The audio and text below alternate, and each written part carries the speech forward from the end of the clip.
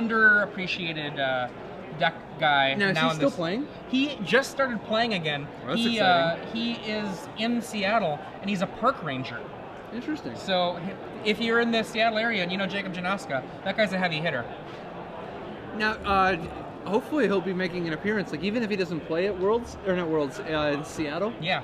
If he just shows up, you know? Yeah, I mean, I believe he has 2 Grand Prix top 8s, at least one, but a Milwaukee player that just very, he very used to be respectable. part of the Wisconsin scene, right? Like, Absolutely.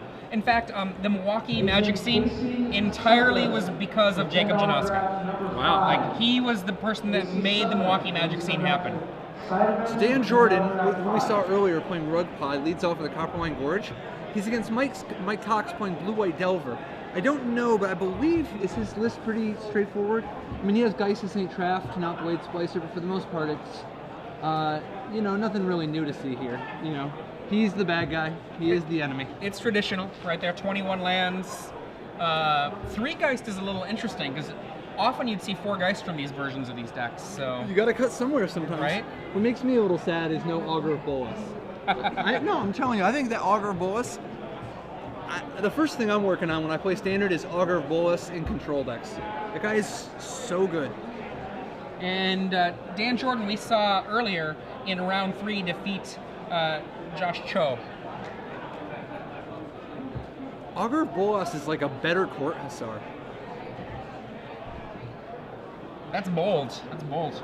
2 mana is a lot less than 2 3 mana with 2 colors. 2 mana is like several mana less than 3. Yeah, well, especially 2 colors of mana. Eternal, like, look how good Eternal Witness was, and yet Snapcaster is completely head and shoulders above it.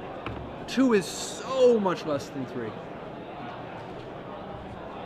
It's really amazing how much mana scales in terms of, you know, how much more one level is than the next. Yes. Like, we used to always talk about, like, how much more mana is 7 compared to 6. So much more. It's like, what, 45, 50% more? I've got a question for you. Yeah. How much more mana is sorcery compared to instant? It's completely contextual. Yeah. Like, for instance, a sorcery speed mana leak is horrible. And Cavern naming Wizard, perhaps? Angel? Angel's another possibility. There we go, Angel. In my experience, usually, if a card costs 1 mana more and is an instant, it's weaker. That is really strange. What? Never mind. There's a Huntmaster. I was wondering why he main faced his Angel, and it was because Huntmaster would stop from flipping. Yep. That's good news for Dan Jordan, though. It means that he can expect that Mike has a reactive hand, currently tapped out, and he can probably safely flip that Huntmaster if he wants. Well, he could be hit by a Vapor Snag, though. That's fair. It's always very dicey to have to Vapor Snag a Huntmaster anyway. Do I see a Jace in Mike Cox's hand? We're after board. And It's Cox true. definitely has them in his board. This is not a bad matchup for him anyway. It's not that bad. It's not that good. It's definitely not that good. But he might not know, like, we don't know the texture of their earlier games. This is true. If Jordan was playing more of an Elvish Visionary style instead of a Strangler Geist style, often the Jace memory depth can come down and not die that first hit. And if Cox has enough interaction, it also might just be that Cox is used to the fact that Jace is a good card against the Naya decks. I don't know how it is against the Rug decks, but...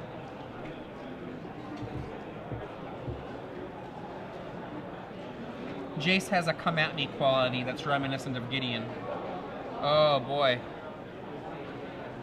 Dan copies the Angel, brings back the Huntmaster, gains 2 life, gets a wolf.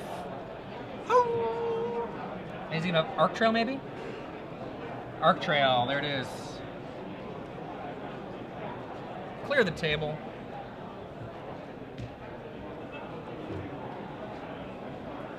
Dan in really good shape here.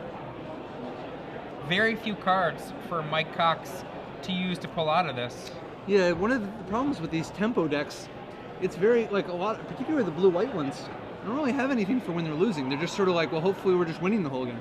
Yeah, I mean, if we had Blade Splicer in here, if he slowed down a little bit for that instead of running the Geists, it's one of the incentives is to be able to put something down to gum up the table so that an attacking opponent is a much more sad opponent.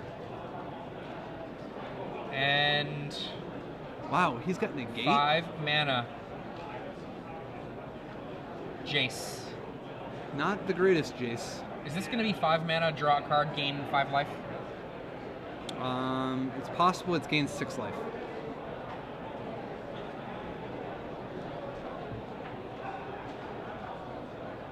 I mean, with Mike's life total so low. It's also possible that it's just draw 2. Yeah. Draw 2 and die. I mean, if Mike can recover from this. If you gotta die, oh, drawing wow. 2 is Kessig Wolf Run.